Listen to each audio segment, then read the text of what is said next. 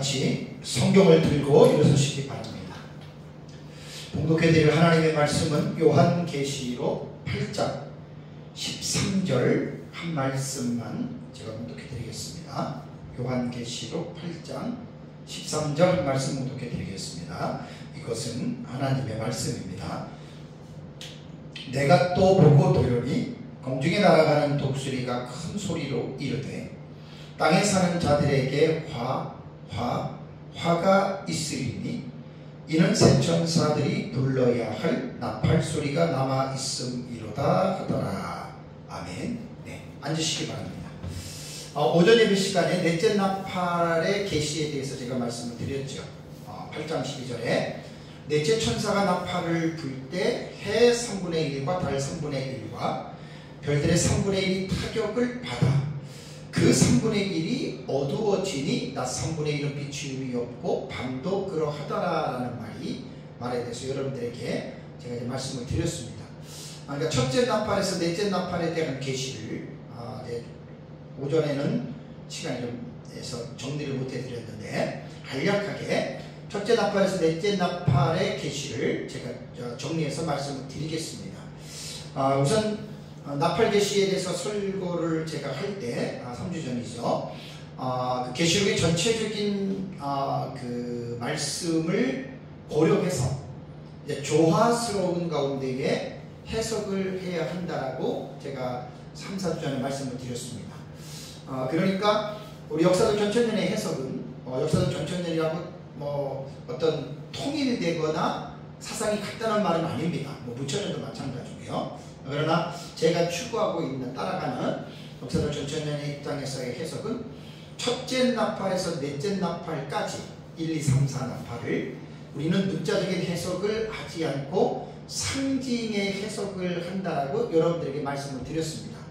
그래서 첫째 나팔과 둘째 나팔은 바늘과 실의 관계로 첫째 나팔은 이제 적그리스도의 출현이라고 말을 했고 둘째 나팔은 이제 적그리스도가 태동이 되는 그 제국, 그러니까 구약의 짐승 제국으로 말을 한다면 순서상으로는 7번째 제국이 되는 거예요. 둘째 나팔은 이제 7번째 제국. 그러니까 첫째와 둘째는 뗄 수가 없는 계시죠. 그리고 이제 셋째 나팔의 계시는 이게 음녀에 관한 계시라고 제가 지난주 말씀을 드렸죠. 그러니까 음녀라고 하는 말은 계시록에서 두 여자가 나와요. 그러니까 헤롯 옷 입은 여자 12장에, 그 다음에 17장에 음녀라고 하는 여자가 나옵니다. 이게 다 교회를 상징적으로 이제 표현하는 건데, 그래서 헤롯 옷 입은 여자는 보통 우리가 이제 촛대 교회라고 하는 말은 계시록 1장 21절에 촛대가 교회잖아요. 그러니까 그 교회 사이에 주님이 거니신다. 그래서 촛대 교회는 하나님의 성령이 임재하는 진리의 오르락에 서 있는 진실한 교회. 그래서 이제 우리는 촛대 교회라고 계시록적인 이미지를 가지고 말을 하는 것이고, 17장의 음녀 교회는 교회인데 진리에서 벗어나고 탈선하고 완전히 비진리에서 타락한 그런 교회를 이제 계시록 17장에서는 음녀라고 부르는데, 그거를 이제 우리는 음녀 교회로 여러분 이렇게 봅니다. 그래서 이제 교회지만은 말씀 자체가 잘못되어졌기 때문에, 변질이 되어졌기 때문에 그러한 음녀 교회가 결국은 마지막 때에 엄청난 일들을 합니다. 그냥 교회만 더럽히는 게 아니라 지난주에 말씀을 드린 대로 성도들과 예수의 증인들을 많이 죽여요. 그래서 그 피에 취했다라고 여러분들에게 말씀을 드렸기 때문에 종말의 역사 세계에서 특별히 기독교인들은 적그리스도, 그 다음에 거짓 선지자, 그 다음에 음녀, 요 사탄의 삼총사가 그러잖아요. 요 세 부류가 반드시 역사 세계 속에서 등장을 합니다. 그때 되면 이제 예수님 재림이 가까운 거예요. 음녀에 대한 이 부분은 이제 로마 카톨릭이 음녀의 수장이 될 것이 뻔하고요. 제가 볼 때는 70에서 80% 정도는 이미 음녀는 물 위에 수면 위로 드러나 있어요. 그러니까 많은 사람들이 신학적인 감각이었고 또 하나님의 진리에 대한 이 사실을 모르기 때문에 로마 카톨릭을 그냥 좋은 식으로만 보고 있지, 절대로 로마 카톨릭은 그러한 것이 아닙니다. 가장 심각한 이단 중에 가장 심각한 이단으로 보시면 여러분 분명하게 맞습니다. 그래서 양의 탈을 쓴 일이죠. 중세 시대만 하더라도 로마 가톨릭이 기독교인들을 죽인 숫자가 5천만 명에서 6천만 명이라는 엄청난 수입니다. 말도 못하는 숫자를 로마 가톨릭에서 죽인 겁니다. 그 역사를 절대로 잊어서는 안 되고, 그것이 이제 예수님 재림 직전에 로마 가톨릭을 중심으로 전 세계 종교가 통합이 되고, 그렇게 되면 이제 죽일 사람은 또 그리스도인밖에 없습니다. 그걸 여러분들이 잘 이해를 해야 됩니다. 그러고 나서 이제 넷째 나팔에 계시는 첫째, 둘째, 셋째 나팔에 관한 결론으로 보시면 됩니다. 그 결과 이제 영적으로 암흑의 세계로 들어가서 결국은 이제 세상도 그렇고 특별히 교회, 그 다음에 성도, 그 다음에 목회자, 이게 이제 3분의 1 정도가 이제 그 영적인 흑암 상태로 이제 들어간다라고 하는 것 여러분 잘 보셔야 됩니다. 자, 그럼 요한계시록을 보면서 지금 사건에 대해서 지금 첫째 나팔, 둘째 나팔, 셋째 나팔, 넷째 나팔에 대해서 제가 말씀을 드렸잖아요.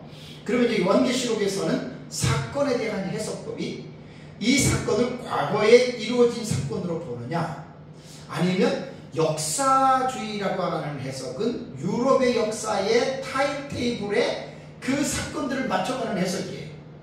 조금 좀 이상하죠. 그래서 역사주의 해석법이고, 그 다음에 이제 우리 역사적 전체 해석은 미래주의 해석이 있습니다.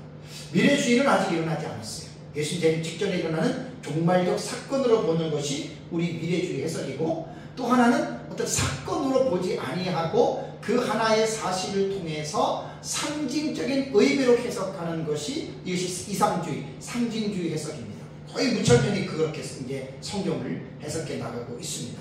그렇기 때문에 우리는 이 사건이 일어날 때 과거주의, 역사주의, 미래주의의 공통 분모는 뭐냐면 이 사건은 분명히 역사 세계 속에서 사건으로 이루어진다, 이렇게 보는 것이 우리 과거, 역사, 미래주의 해석법입니다.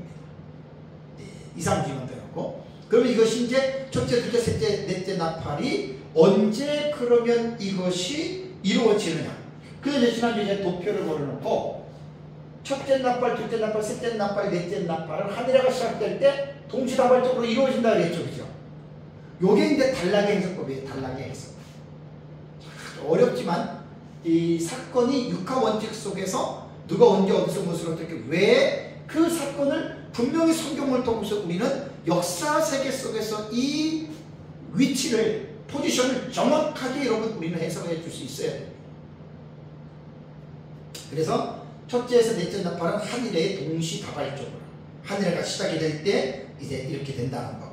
그리고 이제 오전에 말씀드린 대로 첫째, 둘째, 셋째, 넷째, 그러니까 특별히 셋째 나팔 음력하고 넷째 나팔 영적인 흑암은 갑자기 이렇게 딱 3분의 1이 타락하고 그게 아닙니다. 이건 지금도 진행하고 있습니다.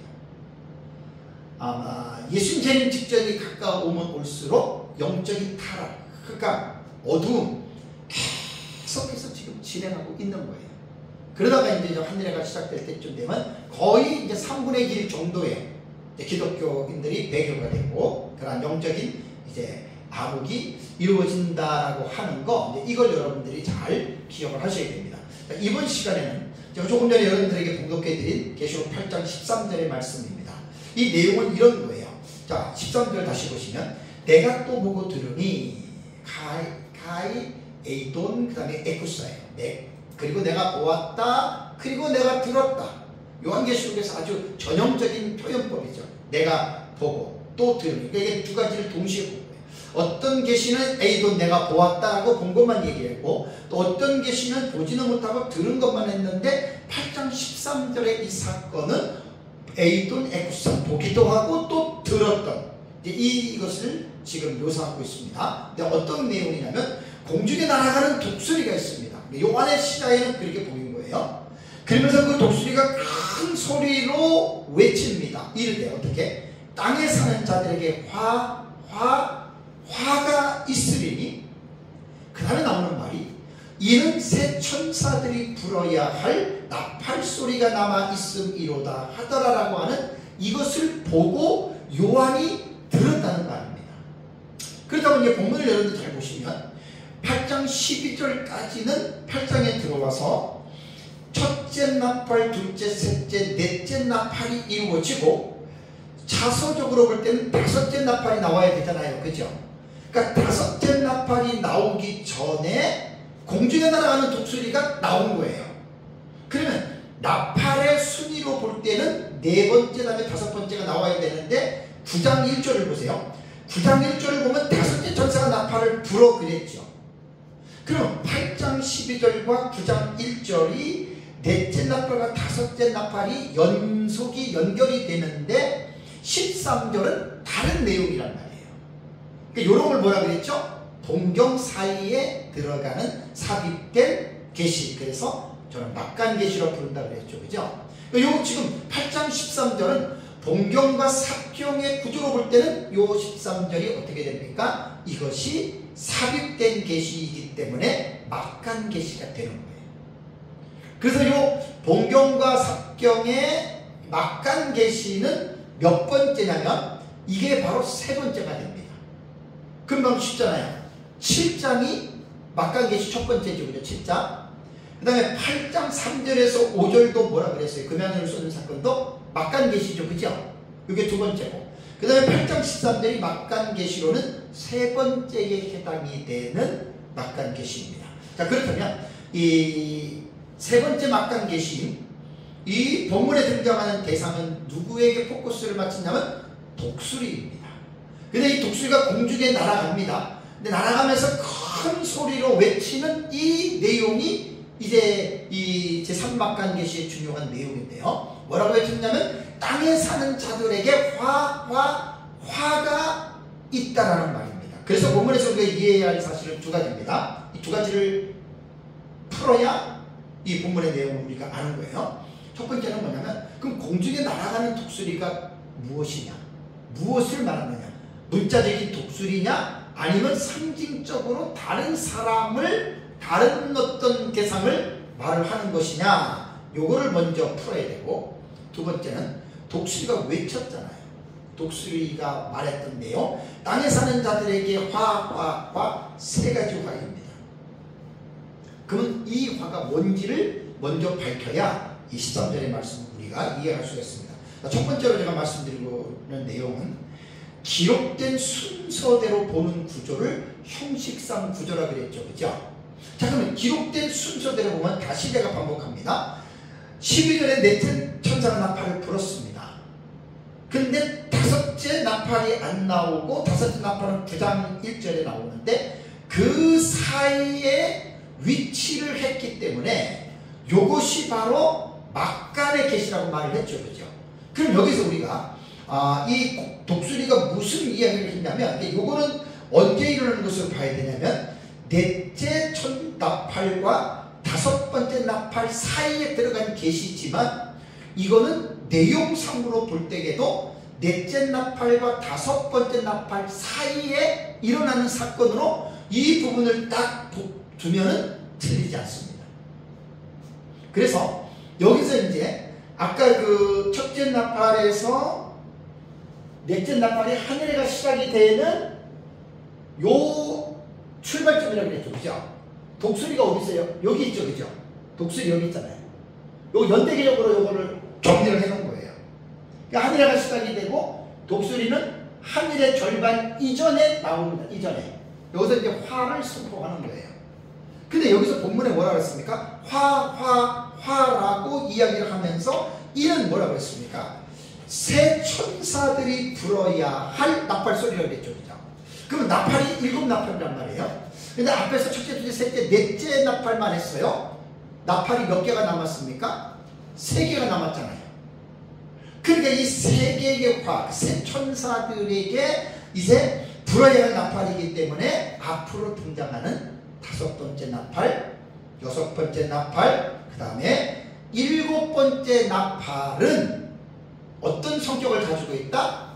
화에 대한 성격을 가지고 있다라고 먼저 기록된 이 순서를 여러분들이 기본적으로 이해를 해야 됩니다. 자, 그렇다면 공중에 날아가는 독수리가 도대체 뭘까? 이 부분에 말씀을 드리겠습니다. 우리가 보는 신약 성경은 헬라어로 기록이 되어져 있다 그랬죠. 그죠? 헬라어로 기록된 이 원본은 오래전에 소실됐습니다. 그리고 그 원본을 계속해서 서기관들이 필사를 해서 구약의 히브리 사본도 그렇고 신약 성경의 헬라 사본 같은 경우는 셀 수 없을 정도로 사본의 종류가 엄청 많습니다. 그래서 학자들이 뭐 5,000개, 6,000개 정도의 사본이 된다고 하니까 말도 못하게 많은 건데, 그렇다고 해서 온전한 사본을 말하는 게 아니에요. 뭐 이 종이 같은 거 반쪽짜리 같은 것도 신약 성경에 대한 내용이 있다 그러면 그것도 사본의 하나로 이제 가지수로 포함을 하기 때문에 수천 가지가 된다는 말입니다. 온전하게 보존된 그런 사본은 별로 많지 않다고 해요. 그런데 여기서 공중에 날아가는 독수리라고 하는 이 부분은 모든 사본들이 다 똑같으냐? 그렇지 않습니다. 단어가 차이가 있어요. 딱 두 가지로 나와요. 주석가들에 보면은 이제 그 TR이라고 텍스트 리셉트라고 하는 전통 뭐 공인 사본이라고 하는, 이게 이제 보면은 그 스테판 사본이라고 하거든요. 그 스테판 사본을 번역한 게 킹제임스 버전이에요. 우리나라 킹제임스 성경 있잖아요, 그죠?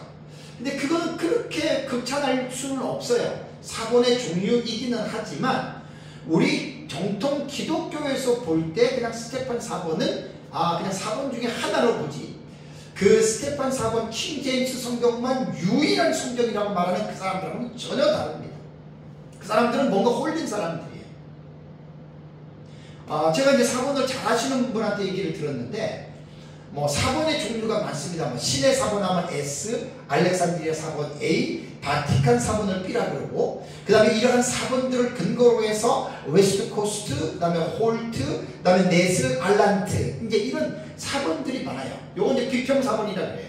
많은 사본들을 가지고 이제 정리해서 나오는 것. 이제 우리 같은 경우 보통 네스, 알란트판 혹은 UBS판 이런 것들이 비평 사본이거든요. 그래서 거의 우리가 보는 성경들은요, 어떤 신의 사님 하나만 갖고 하는 게 아니라 이러한 비평 사본들, 여러 가지의 사본들을 학자들이 아주 일목요연하게 종합적으로 정리해. 그게 사실 사본에서는 가장 권위가 있습니다. 그러니까 우리는 이제 그러한 이제 그 사본을 보는데, 그러한 사본에는 거의 다가 IE2라고 하는 이 단어가 독수리거든요.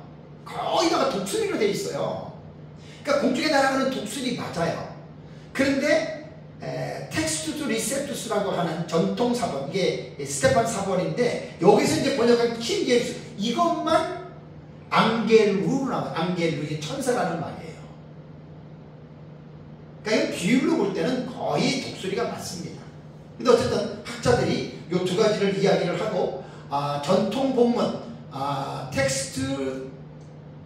텍스투스 리셉투스에서 공인 본문을 따르는 사람들은 사실 극소수인데, 그들은 끝까지 앙겔루로 이야기합니다. 천사로 이야기를 합니다. 그럼 여기서 이제 우리가 볼 때, 독수리가 공중에 날아가면서 화를 선포했다, 아니면 천사가 공중에서 화를 선포했다, 이제 두 가지 해석으로 좁혀지잖아요, 그렇죠?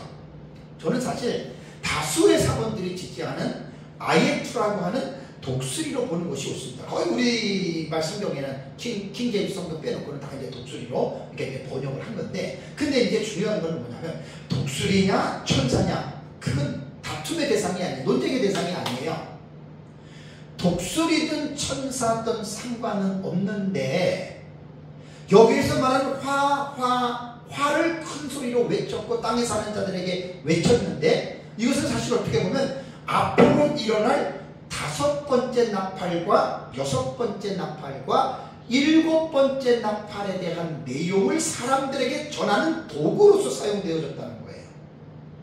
독수리든 천사든 도구입니다. 근데 여러분 한번 생각을 해볼까요? 과연 짐승이 복음을 전할 수 있다고 생각하십니까, 여러분?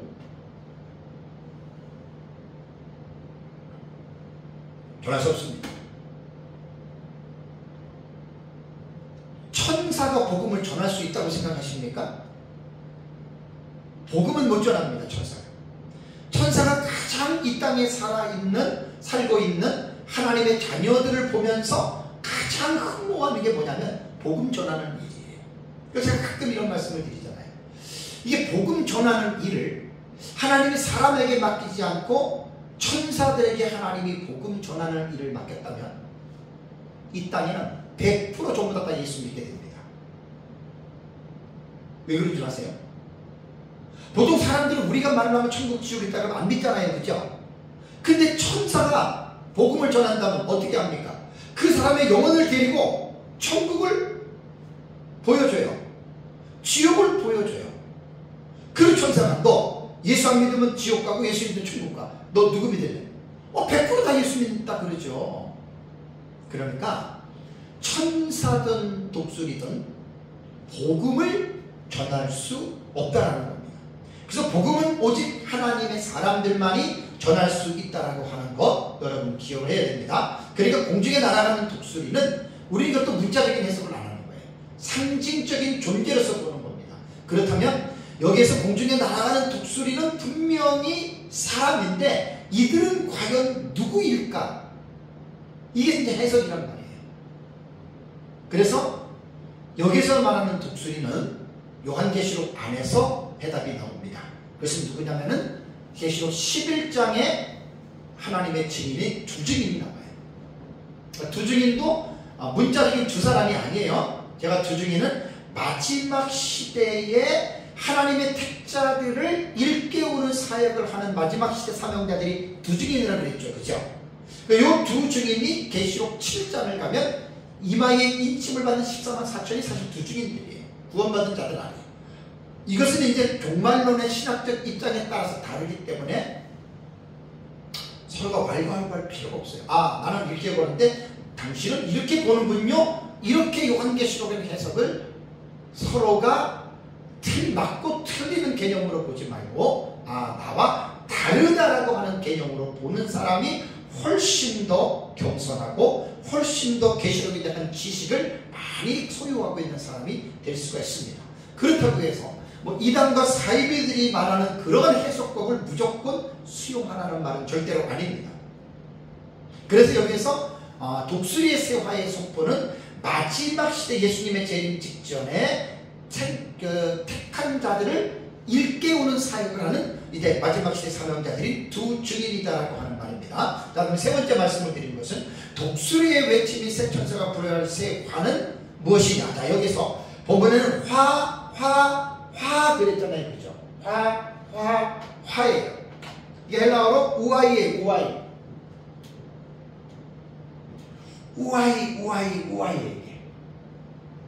이걸 3번 반복합니다. 우아이. 여기서 우아이라고 하는 이 헬라의 단어의 의미는요, 고통이나 어떤 분노가 날 때 나타내는 감탄사입니다. 우아이는. 그러면서 이것을 슬픔이나 어떤 비난의 표현을 할 때 이 우아이는 사용을 했거든요. 그러니까 오 이렇게도 생각할 수가 있고 우라고 말할 수도 있고 그 다음에 슬프다 혹은 화가 있다라고 이게 여러 가지로 이렇게 번역이 될 수가 있는 거예요. 한 가지로만 생각하면 안 됩니다. 그래서 공중에 날아가는 독수리가 새화에 대한 지금 경고잖아요. 새화에 대한 경고는 이전에 풀었던 4개의 나팔과는 차원이 다르다라는 것을 알 수가 있어요.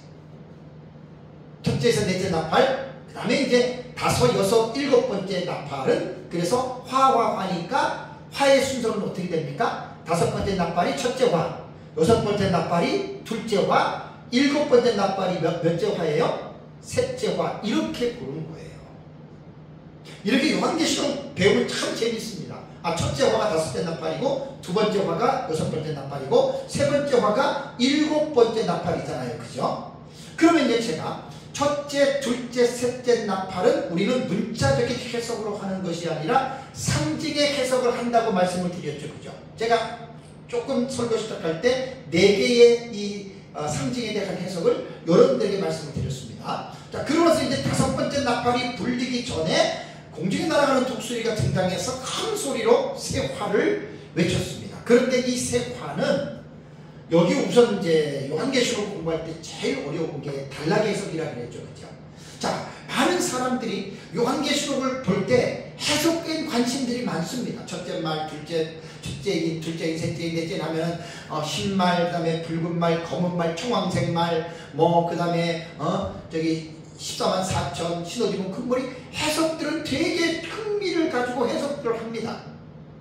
흰 말은 저 그리스도냐, 그리스도는 막 나름대로 해석을 합니다. 근데 문제가 뭔 줄 아십니까? 요한계시록은 해석만 한다고 되는 게 아니에요. 그러니까 6장부터 19장까지 제가 정리한 도표에 보면은 사건으로는 53가지의 사건이 나와요.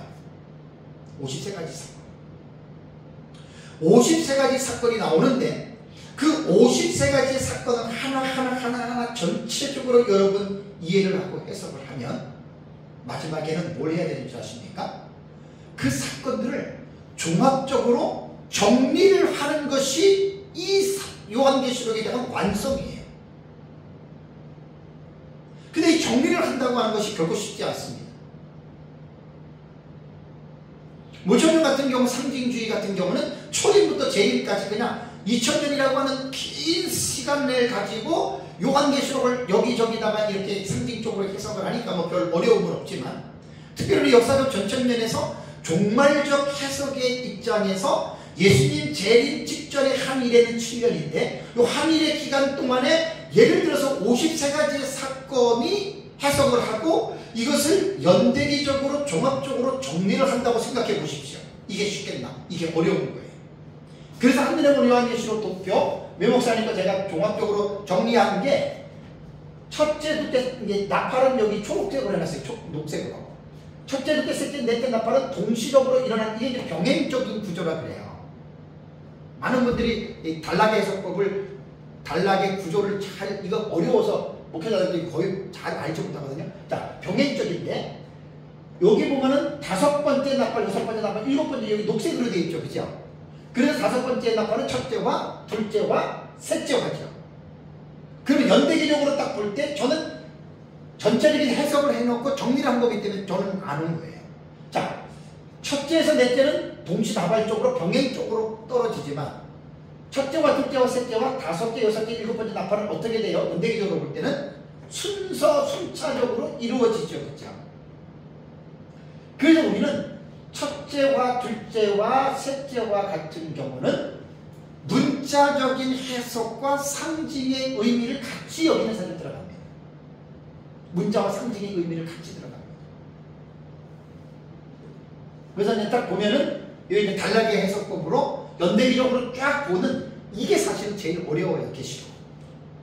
그래서 저는 이제 종합적으로 저런 부분들을 이제 정리를 해서 이렇게 해놨습니다. 그렇다면 이제 공통점은 뭐냐면 첫째와 둘째와 셋째와는, 첫째와는 황충화 다음 주에 설교합니다. 5분 나팔. 둘째와는 유브라데인데 이것도 다음 주 오전 오후에 설교를 합니다. 그리고 셋째화가 전에도 말씀드렸지만 이게 또 7번째 대접을 말하는 거예요. 7번째 나팔은 내용이 없어요. 여기 쇠사슬로 연결해놨죠. 그죠? 7번째 나팔은 7대접을 말하는 거예요. 마치 7째 인이 7 나팔인 것처럼 독자적인 내용은 없어요. 7째 인하고 7번째 나팔은. 다음에 나타나는 7 시리즈를 서막적으로 보여주는 거라고 그랬죠. 그러니까 이 셋째화가 곧 7대접 재앙으로 이루어지는 거거든요. 그러니까 문제가 이제 결론의 공통점은 뭐냐면 첫째화, 둘째화, 셋째화, 7대접은 어디에서 이 사건이 이루어진다고요? 땅에 사는 자들에게입니다. 그러니까 네 번째는 세화가 펼쳐지는 장소가 어디서 나타나냐면 땅에 사는 자들이기 때문에 첫 5째 나팔, 6째 나팔, 7째 나팔, 첫째와 둘째와 셋째화가 되잖아요. 이것은 이 땅에서 이제 이 재앙이 화가 이제 나타난다라고 하는 것입니다. 자, 그렇다면 요한계시록 안에서는요, 이 사건들이 모두가 다 땅에서만 일어나는 게 아니에요. 공중에서 일어나는 사건도 있고 천국에서 이루어지는 이 내용도 있습니다. 그리고 이 세상에서 이루어지는 것이 있습니다. 이런 것들을 잘 봐야 돼요. 여기 보면은 미가엘과 용의 전쟁 계시록 12장 7절 12절 있잖아요. 그죠? 여기 미가엘과 용의 전쟁은 전에 설교를 했지만 이거는 공중에서 일어나는 거예요. 대기권이든지 우주든지 영적인 전쟁이에요. 천국은 아니에요. 공중에서 일어나는 거고, 다섯째 인 같은 경우는 천국, 천상, 재단 아래서 순교자들이 외치잖아요. 그리고 이제 여기 나팔 계시, 그 다음에 이건 전부 다 어디서 일어납니까? 이 땅에서 이루어지는 거예요. 땅에서. 근데 여기서 본문에서 말하는 땅은 과연 이 첫째와 둘째와 셋째와는 어떤 대상에게 이것이 나타나는가? 많은 사람들이 불신자들에게 이루어지는 재앙으로만 생각하거든요. 여러분, 그렇지 않습니다. 그건 그냥 간단한 편협적인 생각이고, 요한계시록을 깊이 있게 연구하다 보면 땅에 사는 자들은 불신자들로 제한하면 안 됩니다. 성도들도 둘째와 같은 경우는 뭡니까, 여러분? 유브라데 전쟁에 이 세상의 3분의 1 인구가 죽잖아요. 여기에 예비처에 들어가지 못한 구원받은 성도들 포함됩니다. 그리고 일곱 대접 있잖아요. 7대접도 쏟아지는데 6번째 대접까지는, 지구 멸망하기 전에 6번째 대접까지는 예비처에 들어가지 못한 여자의 남은 자신의 성도들 이거 다 받습니다. 이것들을 계시록에서 잘 구분할 수 있어요. 그래서 새 화가 땅에 사는 자들에게 임하는 화인데, 이것은 불신자들에게만 임한다? 절대로 그렇게 보면 안 됩니다. 성도들도 여기에 해당이 된다는 것. 그러니까 모든 성도는 아닙니다. 그러니까 신앙생활에서 신부단장하고 이긴 자들은 후반부 3년 반에 대환란에 예비처에 들어간 성도들은 대환란 안 받습니다. 머리털 하나도 상하지 않습니다. 이걸 이제 요한계시록에서 잘 볼 수가 있어야 됩니다. 그럼 이제 세화에 대한 형식상 구조를 먼저 또 말씀을 드릴게요. 이거는 계속 들으셔야 됩니다. 어렵기 때문에. 듣고 잊어버리고 또 들으면서 다시 이해가 되고 나중에는 잊어버리지 않을 정도로 들으면 이 세화의 어떤 그 형식상에 대한 기록된 순서대로 이 구조를 잘 여러분 이해하는데요. 자, 우선 세화의 나팔 순위는 5번째, 6번째, 7번째 나팔이라고 말씀드렸죠. 제가 지난주, 지지난주 말씀을 드렸죠. 세 가지 7 시리즈가 인나팔 대접이잖아요. 요 세 가지 7 시리즈 중에 범위, 스콥이 가장 넓은 시리즈가 뭐라 그랬습니까? 나팔 계시죠. 그러면 이게 왜 나팔 계시가 제일 높냐? 자, 7위는요 6장 1절에서 17절까지 6째 인이 순서적으로 나오죠. 그죠? 그 다음에 7번째 인은 7장에 14만 3천과 신어지고 큰 무리가 삽입되고 곧바로 8장 1절에 7째 인이 나오죠. 그죠? 그럼 7째 인은 이렇게 짧아요. 그 다음에 이제 7 대접은 어떻게 돼요? 16장에 첫 번째부터 7번째 대접이 동시에 나와요.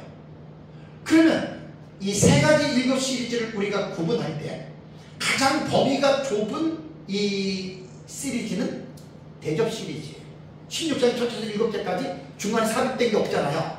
그 다음에 이제 두 번째는 7인인데 6번째 인하고 7번째 인 사이에 다른 내용이 삽입된 게 7장이에요. 14만 4천과 찢어지고 큰 무리. 그러면 나팔은 뭘까요? 자, 9장을 보시면 9장 13절 이제 성경을 보셔야 돼요. 성경을 보시면 9장 13절에 6째 천사가 나팔을 불매 그랬죠. 그죠?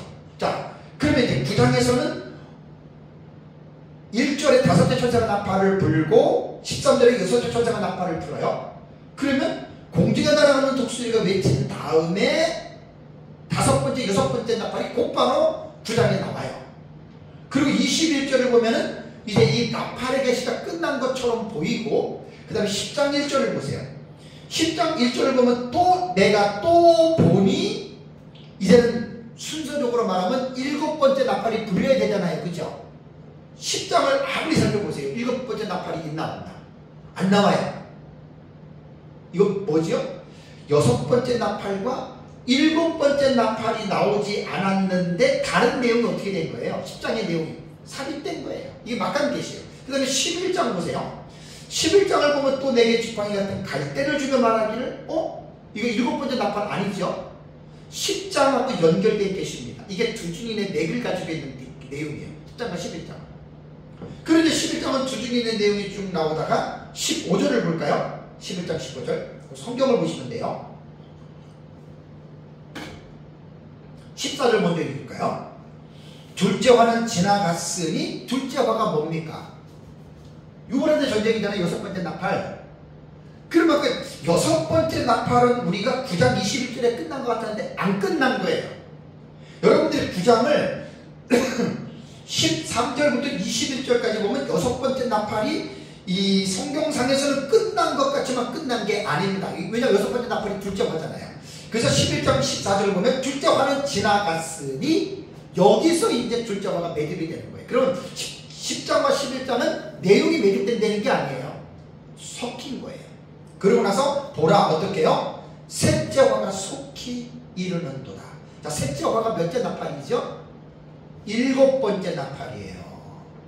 근데 여섯 번째 나팔이 그 마지막 종결되는 시점이 11장 13절과 14절의 둘째 화인 여섯 번째 나팔이 여기서 사실은 쉽게 말하면 떨어진 거예요. 계시들이.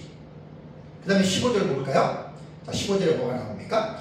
일곱째 천사가 나팔을 불매. 여기 나오죠? 아, 일곱째 천사가 여기서 나오네. 나팔을 불었어요. 근데 하늘에 큰 음성들이 이르르고 세상 나라가 우리 주와 그리스도의 나라가 되서 왕도로 타시로다. 내가 하나님 앞에서 보좌가 쭉 나오고 감사하옵나니 성전에 이루고 나서 그렇다면 15절에서 19절 내용에서 일곱 번째 나팔의 내용이 나와요? 안 나와요? 여기는 안 나와요. 다만 11장 15절에 어떻게 해요? 그냥 나팔이 불렸다라만 나오고 그 다음에 이루어진 어떤 상황에 대한 설명만 나옵니다. 그럼 일곱 번째 내용 아직 없어요. 그럼 이제 11장을 마치고 그 다음에 넘어가면 12장이 나오잖아요. 12장을 보니까 일곱 번째 나팔이 불렸는데 그 일곱 번째 나팔이 무슨 내용이냐 아무리 봐도 여러분 12장 읽어보세요. 안 나와요. 다른 내용이 삽입된 거예요. 12장. 헤롯 입은 여자 뭐 예배치게 나오잖아요. 그 다음에 13장을 가보세요. 13장을 가면은 바다에서 올라온 한 짐승이 나오고 땅에서 한 짐승이 두 짐승이 나오죠. 13장을 아무리 봐도 일곱 번째 나팔의 내용이 연관이 있어요? 없어요? 내용이 안 나와요. 그 14장을 가보세요. 14장을 보면은 다섯 가지 사건이 나오는데 14만 4천이 하늘에 서 있고 공중에 날아가는 새 천사가 말을 하고 그 다음에 성도들의 인내가 여기 있다는 말이 주 안에서 그치고 복이 있다 이 말 나오고 그 다음에 이제 예리한 낫으로 땅에 익은 곡식을 수확하고 그 다음에 이제 익은 포도송이를 짓밟아요. 다섯 가지 사건이 나오는데 14장도 일곱 번째 나팔이 무슨 내용이냐에 대한 그 사실이 나와요? 안 나와요? 안 나오죠. 그러면 뭡니까? 12장, 13장, 14장은 뭐죠? 여섯 번째 나팔과 일곱 번째 나팔, 그러니까 11장, 15장 일곱 번째 나팔이 불렸지만 내용이 안 나왔어요. 그리고 그 내용이 나올 때까지 또 다른 계시가 여기에 삽입이 된 거예요. 이걸 막간 계시라는 거예요. 다음에 15장 1절을 보세요. 15장 1절을 보면 또 하늘에 크고 이상한 다른 이적을 보면 뭐가 나옵니까? 일곱 천사가 일곱 재앙을 가졌으니 곧 마지막 재앙이라 하나님의 진노가 이것을 마치리로다. 여기에 일곱 천사가 나오죠. 그죠? 요것이 11장 15절에 일곱 번째 천사가 나팔을 분. 그러면서 여기서 또 일곱 천사가 나오는데 일곱 번째 천사하고는 다른 거예요. 일곱 번째 천사가 11장 15절에 나팔을 불었는데 15장 1절에는 일곱 천사가 거기서 나온 거야. 그 다음에 마지막 재앙이라는 말만 나오지 그 일곱 번째 천사 마지막 재앙의 내용이 15장 1절에 나와요? 안 나와요? 안 나와요. 요거는 봉경군이라고 하는 거예요. 그 다음에 이제 2절을 보세요. 15장 2절. 또 내가 보니 불이 섞인 유리바다 같은 것이 있고 짐승과 꾀. 2절과 3절 4절을 읽어보면 마지막 재앙하고는 또 상관이 없어요. 다른 내용이 또 그 사이에 삽입이 됐어. 이게 막간 계시거든요. 그 다음에 이제 6절을 보십시오. 또 2일 후에 내가 보니 하늘의 증거장막의 성전이 열리고 일곱 재앙을 가진 일곱 천사가 15장 1절에 일곱 재앙을 가졌다 그랬죠. 그죠? 마지막 재앙이라 그랬죠. 근데 이제 5절에는 6절에는 다시 15장 1절을 다시 서술을 합니다. 서술을 하면서 그 다음에 7절을 보시죠. 15장 7절에 내 생물 중에 하나가 영원토록 살아계신 하나님의 진노를 가득히 담은 어떻게요? 금대접 일곱을 그 일곱 천사들에게 주니, 그러니까 15장 7절에서 일곱 번째 나팔의 내용이 일곱 대접이라는 이 말이에요.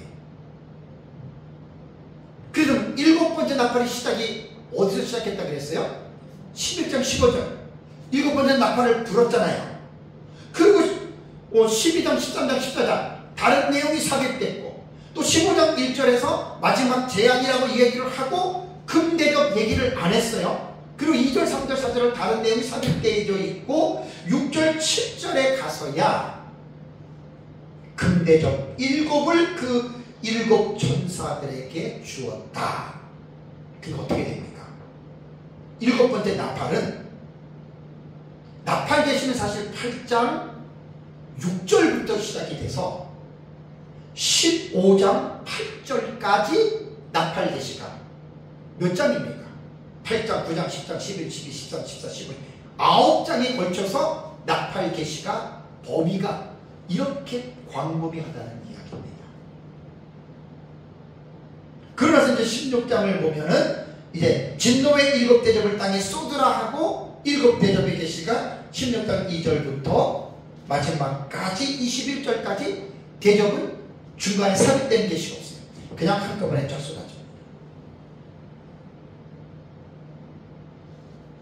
그래서 세 가지 일곱 시리즈의 막은요 6장부터 시작이 되잖아요. 첫째인 시작되잖아요 6장에. 그러나서 이제 6장부터 16장까지가 세 가지 일곱 시리즈가 여기에 해당되는 거예요. 6장부터 16장까지 일곱 인, 일곱 나팔, 일곱 대접이 16장에서 끝나잖아요. 그래서 이제 나팔 계시는 중간에 삽입된 내용들이 많이 있습니다. 그래서 나팔 계시를 뭐 내용을 제가 말씀드린 것이 아니라 기록된 순서대로, 요게 이제 제가 형식상 구조라는 용어를 쓴 거예요. 그러니까 요한계시록을 공부할 때 먼저 어떻게 이 요한계시록이 구성이 되었느냐, 이 구조를 먼저 공부를 하시고 이해를 해야 돼요. 근데 이 구조를 이해한다고 하는 것은 사실 쉬운 게 아닙니다. 이렇게 딱 떨어지게 동경과 삭경에 대해서 가르치는 건 사실 쉬운 건데, 이런 부분들을 대부분 사람들이 생각을 못하고 그냥 무조건 그냥 들어가서 젖힌 말이 뭐고 붉은 말이 뭐고 검은 말이 뭐고 막 그래가지고 막 나름대로 막 소설들을 쓰지요. 그래가지고 6장부터 19장까지 53가지 사건이 나오는데 막 53가지를 소설을 막 써놨어요. 해석은 해놨어. 근데 이제 문제가 뭡니까? 정리를 못하는 거예요. 정리를. 그래서 이 단락의 해석법이 제일 어려운 거예요. 요한계시록. 요한계시록의 내용은 단락의 해석법에서 완성이 되는데 이 부분은 사실 많은 사람들이 이거 감을 못 잡습니다. 그냥 무천년을 그냥 신학시대 전체 하니까 그냥 아무데나 그냥 막 갖다가 막 껴맞추고 그냥 막 이상적인 상징의 해석을 하니까 뭐 별 문제가 없는 것 같은데, 우리 같은 사람들이 볼 때는 정말 그 중구난방이라고 볼 수밖에 없어요.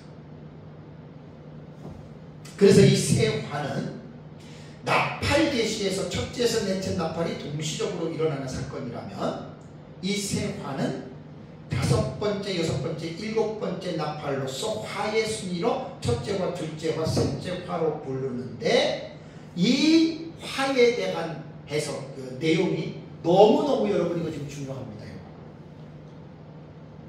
다섯째 나팔, 여섯째 나팔, 일곱 번째 나팔. 그래서 이거는 제가 이제 다음 주에 다섯째 나팔, 여섯째 나팔, 첫째 화, 둘째 화 하고, 그 다음 주에 이제 셋째 화 다시 이것도 반복합니다. 왜? 어려운데 계속 들으셔야 돼요. 이거 금방 그 사람들이 기억을 못 하세요. 일곱 번째 나팔 들어가면 또다시 내가 이것도 반복할 겁니다. 조금 전에 한 거. 반복한 다음에 첫째 나팔, 둘째 나팔, 일곱째 대접 나팔을 또 7시간 제가 또 설교를 할 거예요. 이게 정말로 용어 해설이기 때문에. 그래서 요한계시록을 아주 자세하고 세밀하고 깊이 있게 공부를 하면 요한계시록이 어렵다고만 그냥 치부할 수 있는 게 아니라 놀라운 요한계시록이 담겨져 있는 이 은혜를 여러분 우리가 분명하게 우리가 깨달을 수 있습니다. 자, 그렇다면 이제 첫째 화는 이제 9장을 보시면 9장 1절부터 12절에 나와요. 요거 이제 다음 주에 제가 설교할 건데 간단하게 썸머리를 하면 다섯째 천사가 나팔을 불었는데 이게 이제 화로서는 첫째 화잖아요. 그죠? 첫째 화인데 12절 보세요. 9장 12절. 첫째 화는 지나갔으니 보라 아직도 이후에 화 둘이 남았다. 첫째 화 다섯 번째 나팔이잖아요. 화 둘은 여섯 번째 나팔, 일곱 번째 나팔이에요. 이것도 화에 대한 성격을 갖고 있다 그랬죠. 그러면 첫째 화가 어떤 화냐면 황충화입니다. 황충이라고 하는 것은 메뚜기라고 하는 곤충인데 이건 우리는 문자적으로 해석을 하지 않고 상징의 해석을 하고 이 상징 속에서 이 텍스트 안에 문자적인 해석이 들어가는 부분들이 또 있기는 해요. 근데 우리 황충화 같은 경우는 거의 사실은 이제 이 상징으로 사실 여기도 해석을 합니다. 우리 문자적으로 해석을 안 하고. 그럼 이제 이 부분에서 가장 논란의 초점이 되는 문제가 뭔지 아세요? 황충화는 읽어보시면 가해자가 나오고 피해자가 나옵니다. 황충의 무리가 가해자가 되는 거고, 그 다음에 황충이 사람들을 해하는 것이 피해자가 되는 거예요. 사실 첫째 화는 제일 어려운, 이것도 정말 어려운 내용인데, 거의 많은 주석가들이 가해자는 사탄을 100% 사탄으로 봅니다. 피해자를 거의 90% 넘게 불신자로 봅니다. 사탄이 불신자를 공격한다. 죽이지는 못하고 괴롭힌다. 상식으로 생각해도 동의할 수 없습니다. 다음 주에 제가 이 부분 자세하게 설교를 하겠습니다. 자, 그다음 둘째 화는요. 9장 13절 볼까요? 9장 13절을 보면 여섯째 천사가 나팔을 불매 그랬죠. 이게 화의 순위는 둘째 화가 되는 거예요.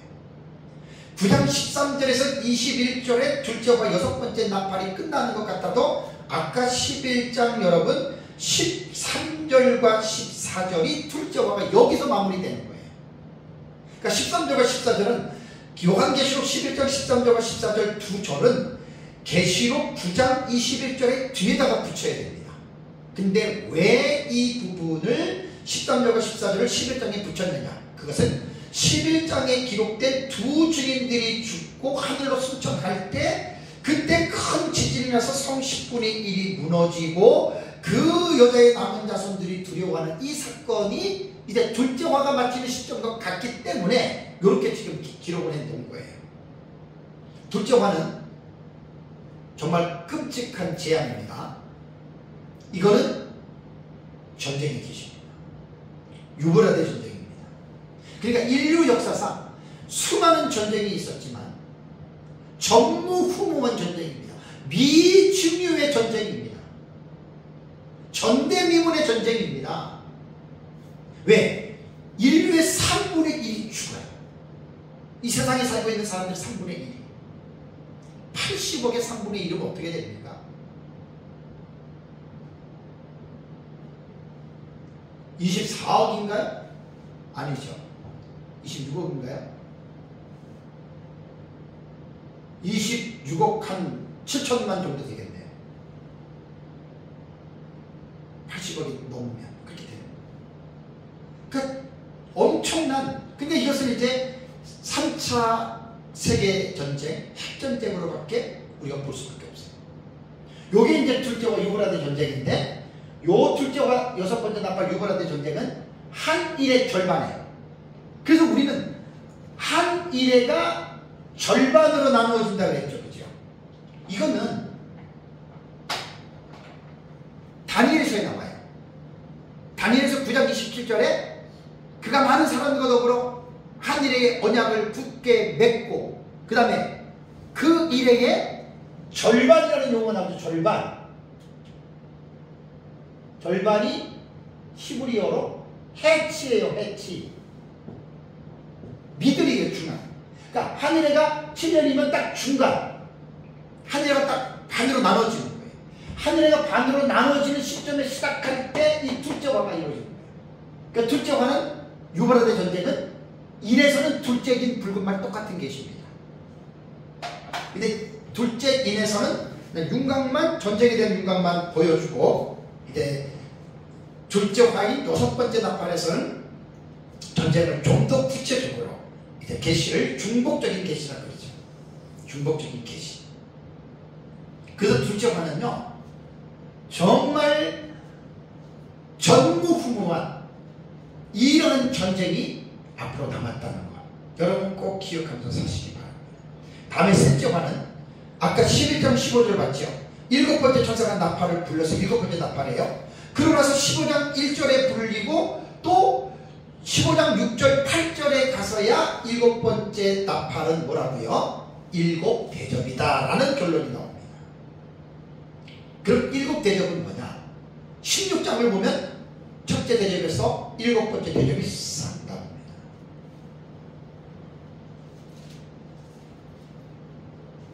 그래서 나팔 계시에서 이 공중에 날아가는 독수리가 외쳤죠.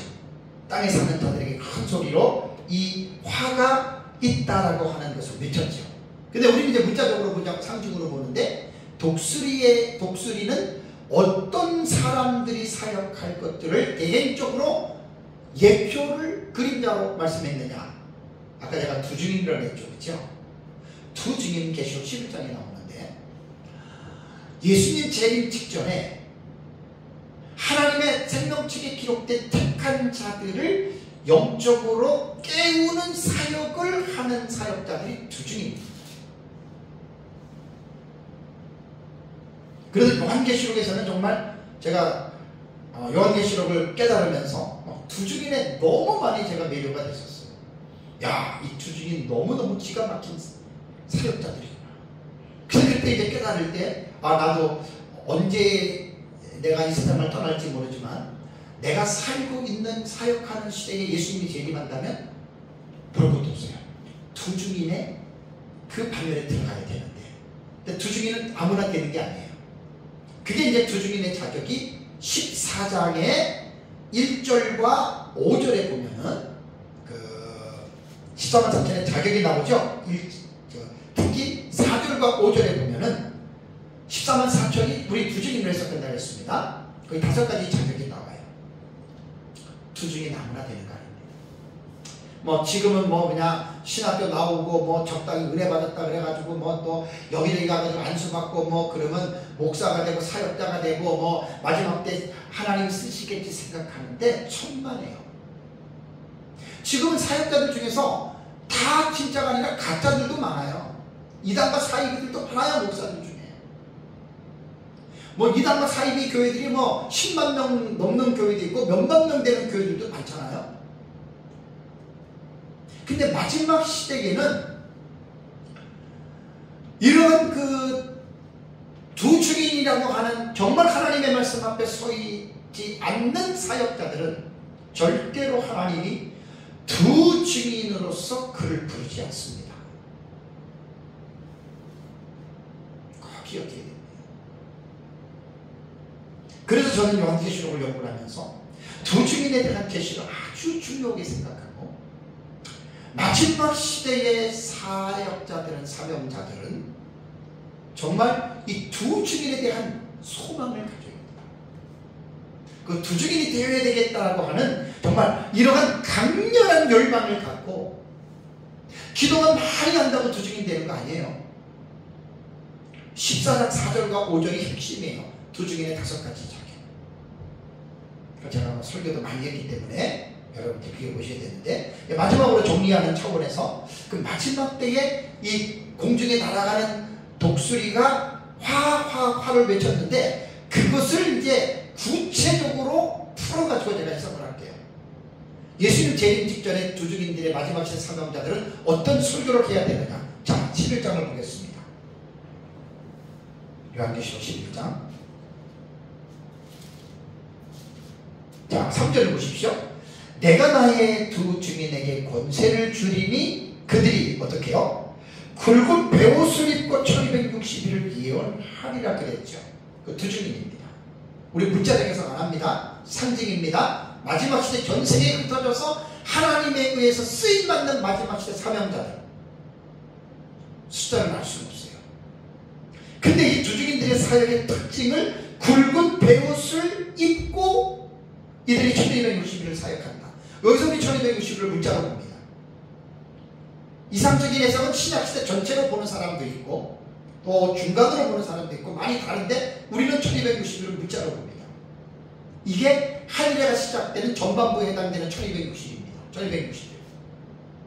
근데 이 사역이 굵은 베옷을 입었다. 굵은 베옷을 입었다라고 하는 말은 뭐냐면 회개에 대한 메시지를 전한다는 거예요. 굵은 베옷은 슬퍼할 때, 회개할 때 보통 입는 옷이거든요. 구약적인 이미지로 보면. 그 마지막 시대의 사역자들은 예수님 말씀하신 것처럼 노아의 때와 같이 롯의 때와 같이 인자의 이망도 이뤄가리라 그랬잖아요. 많은 택한 자들이 마지막 때에 이 세상의 물질 물명과 황금 만능주의와 배금 사상에 빠져가지고 육체적인 삶에 많이 빠진다는 거예요. 그러니까 영적으로 잠을 자는 거죠, 성도들이. 그러니까 그들을 깨우는 사역을 하는 자들이 마지막 시대 두 증인들인데 그들이 이제 하나님 앞에서 성도들을 이렇게 일깨우는 거예요. 다음에 두 번째는 14장 6절을 보십시오. 계시록 14장 여러분 그 6절을 보면 또 보니 다른 천사가 공중에 날아가는데 여기서 이제 6절과 8절과 9절을 보면은 공중에 날아가는 새 천사가 나옵니다. 앙겔루 여기 천사입니다. 근데 아까도 말씀드렸지만 천사든 독수리든 복음을 전할 수 있어요 없어요? 못 전합니다. 이것도 여기에서 지금 14장에 나오는 공중에 날아가는 새 천사는 바로 두 증인들의 메시지, 두 증인들의 사역을 이들이 대행적으로 보여주는 그림자적인 이러한 일을 하는데 14장 8절을 보면은 뭘 외치냐면 하나님을 두려워하라라는 말을 합니다. 하나님을 두려워하라. 그리고 하나님께 영광을 돌려라 이겁니다. 왜 하나님을 두려워해야 되는 줄 아십니까? 이때가 되면 예수님 재림이 코앞에 온 거예요.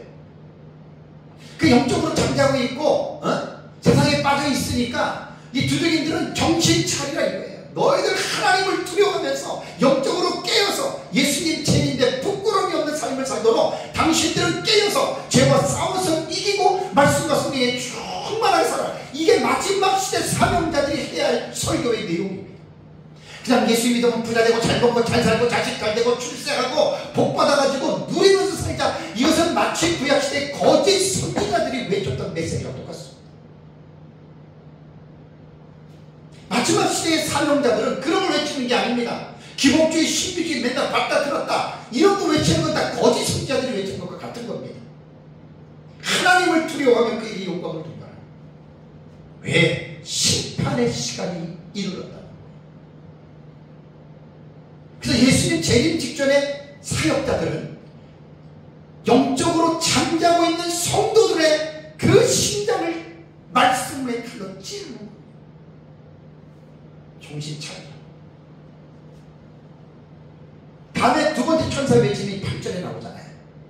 14장 8절에 무너졌도다 무너졌도다 큰 성 바벨론이여 모든 나라에게 그의 음행으로 말미암아 진노의 포도주를 먹이는 자로다. 심판이 외쳐야 돼요. 여러분 이 세상은 영원토록 존재하는 세상이 아닙니다. 장망성입니다.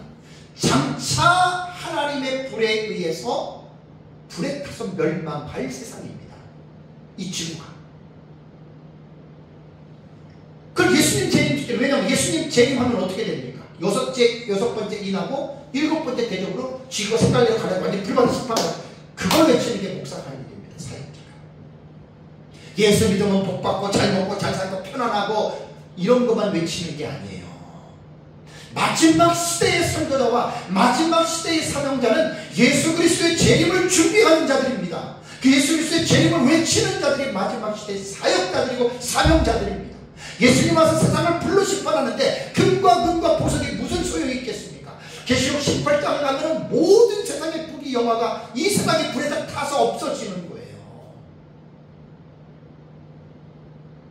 그래서 예수님 재림 직전에 하나님에게 붙잡혀서 쓰임을 받는 도적인들 같은 심취한 종들은 깨우는 설교를 하는 거예요. 깨우는 설교, 성도들. 많은 거짓 선지자들 같은 그러한 잘못된 사역자들이 예수님 재림이 가까웠는데도 뭐 예수님이 어디와 예수님이 어디와 우리 예수 믿고 구원받았는데 예수 믿고 구원받았으니까 복 받아가지고 잘 먹고 잘 살고 이렇게 외치는 것이 마지막 시대 사역자가 될 수가 없습니다. 하나님이 그런 사람 안 쓰십니다.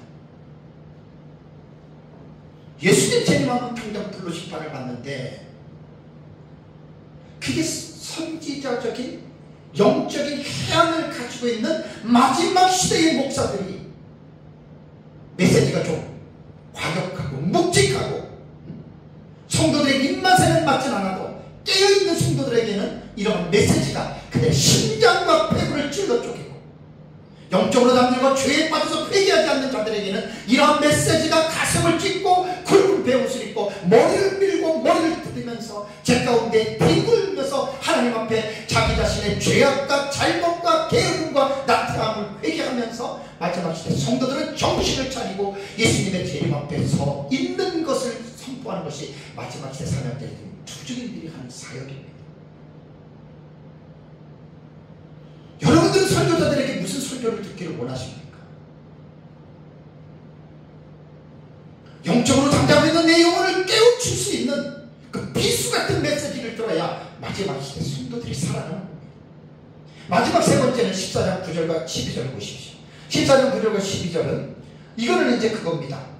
짐승과 그의 우상에게 경배하고 이와와 손에 그의 표를 받지 말라. 그러면 너희들은 지옥 간다. 그 마지막 때 이런 일이 일어납니다. 제가 계속 종말론에 대한 설교를 할 때 이 부분에 대해서 여러분들에게 말씀을 드렸습니다. 사랑하는 성도 여러분, 말씀을 맺겠습니다. 두 주님들은 메시지가 또 많습니다. 그러니까 요한계시록의 에서부터 3일날 7교회에 나타난 그 메시지를 마지막 때에는 전 세계적으로 이 일곱 교회는 그 당시에 존재했지만 전 세계적으로 존재하는 교회의 바로미터 역할을 하는 게 7교회입니다.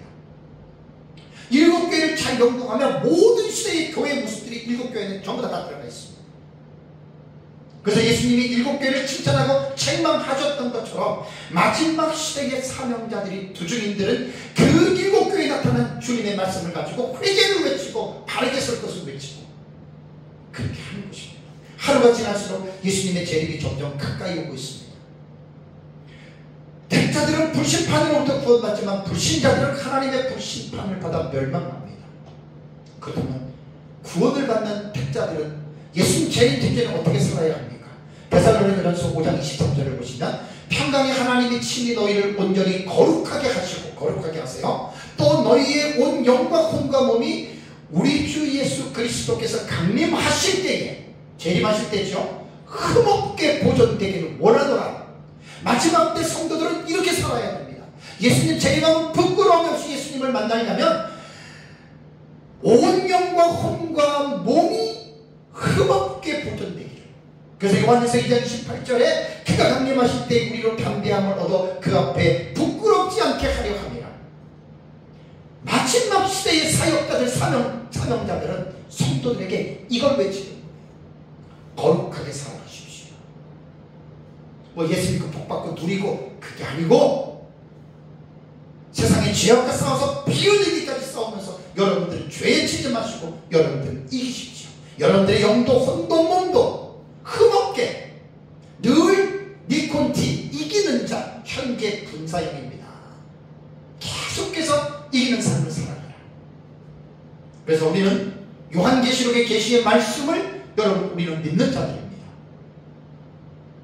깨어서 우리 신랑이신 예수님의 재림을 앞두고 정결한 친구로서 늘 거룩한 삶으로 이기는